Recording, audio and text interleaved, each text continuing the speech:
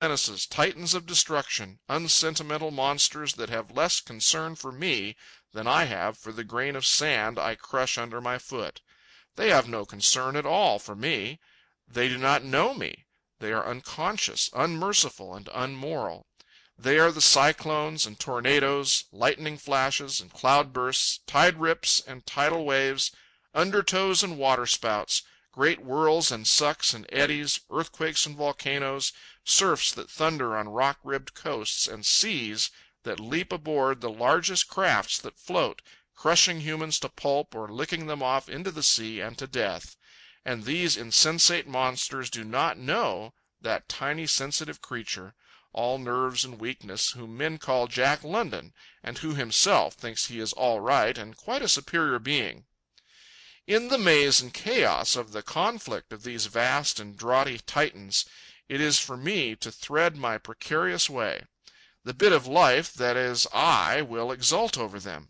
The bit of life that is I, in so far as it succeeds in baffling them or in bidding them to its service, will imagine that it is godlike.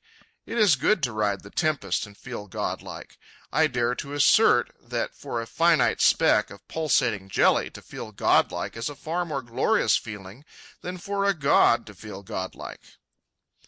Here is the sea, the wind, and the waves. Here are the seas, the winds, and the waves of all the world.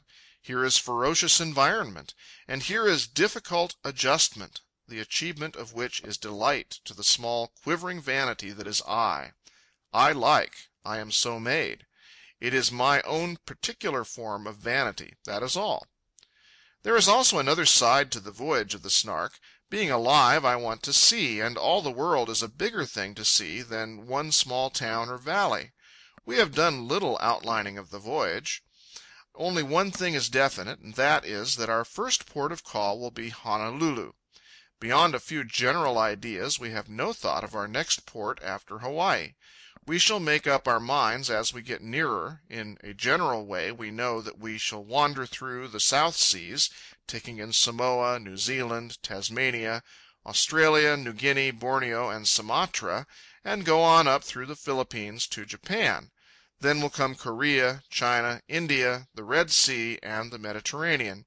After that, the voyage becomes too vague to describe, though we know a number of things we shall surely do, and we expect to spend from 1 to several months in every country in Europe. The Snark is to be sailed. There will be a gasoline engine on board, but it will be used only in case of emergency, such as in bad water among reefs and shoals, where a sudden calm in a swift current leaves a sailing boat helpless. The rig of the Snark is to be what is called the ketch. The ketch rig is a compromise between the yawl and the schooner. Of late years the yawl rig has proved the best for cruising.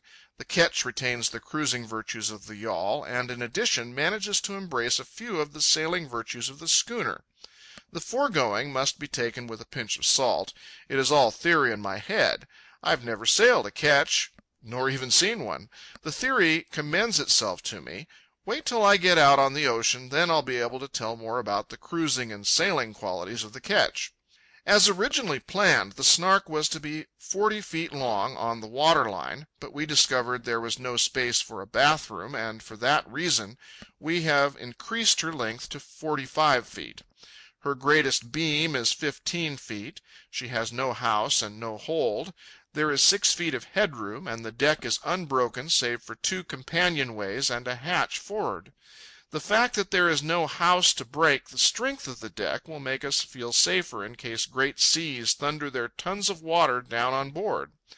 A large and roomy cockpit, sunk beneath the deck, with high rail and self-bailing, will make our rough weather days and nights more comfortable. There will be no crew, or rather, Charmian, Roscoe, and I are the crew. We are going to do the thing with our own hands. With our own hands, we're going to circumnavigate the globe. Sail her or sink her, with our own hands we'll do it. Of course, there will be a cook and a cabin boy. Why should we stew over a stove, wash dishes, and set the table? We could stay on land if we wanted to do those things. Besides, we've got to stand watch and work the ship, And also I've got to work at my trade of writing in order to feed us and to get new sails and tackle and keep the Snark in efficient working order. And then there's the ranch. I've got to keep the vineyard, orchard, and hedges growing. When we increased the length of the Snark in order to get space for a bathroom, we found that all the space was not required by the bathroom. Because of this, we increased the size of the engine. 70 horsepower our engine is, and since we expect it to drive us along at a 9-knot clip, we do not know the name of a river with a current swift enough to defy us. We expect to do a lot of inland work. The smallness of the Snark makes this possible. When we enter the land, out go the masts, and on goes the engine. There are the canals of China and the Yangtze River. We shall spend months on them if we can get permission from the government. That will be the one obstacle to our inland voyaging, governmental permission. But if we can get that permission, there is scarcely a limit to the inland voyaging we can do. When we come to the Nile, why, we can go up the Nile. We can go up the Danube to Vienna, up the Thames to London, and we can go up the Seine to Paris, and more opposite the Latin Quarter with a bow line out to Notre Dame and a stern line fast to the Morgue. We can leave the Mediterranean and go up the Rhone to Lyon, there enter the Saône, across from the Saône to the Maine, through the canal to Bourgogne, and from the Marne enter the Seine and go out the Seine to Havre. When we cross the Atlantic to the United States, we can go up the Hudson, pass through the Erie Canal, cross the Great Lakes, leave Lake Michigan at Chicago, gain the Mississippi by way of the Illinois River and the connecting canal, and go down the Mississippi to the Gulf of Mexico. And then there are the great rivers of South America. We'll know something about geography when we get back to California. People that build houses are often sore perplexed, but if they enjoy the strain of it, I'll advise them to build a boat like the Snark. Just consider for a moment the strain of detail. Take the engine. What is the best kind of engine? The 2-cycle? 3-cycle? 4-cycle? My lips are mutilated with all kinds of strange jargon. My mind is mutilated with still stranger ideas, and is footsore and weary from traveling in new and rocky realms of thought. Ignition methods. Shall it be the make and break or jump spark? Shall dry cells or storage batteries be used? A storage battery commends itself, but it requires a dynamo. How powerful a dynamo? And when we have installed a dynamo and a storage battery, it is simply ridiculous not to light the boat with electricity. Then comes the discussion of how many lights and how many candle power. It is a splendid idea, but electric lights will demand a more powerful storage battery, which, in turn, demands a more powerful dynamo.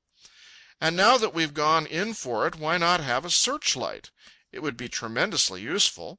But the searchlight needs so much electricity that when it runs it will put all the other lights out of commission. Again we travel the weary road in the quest after more power for storage battery and dynamo. And then, when it is finally solved, someone asks, "What if the engine breaks down?" And we collapse. There are the side lights, the binnacle light, and the anchor light.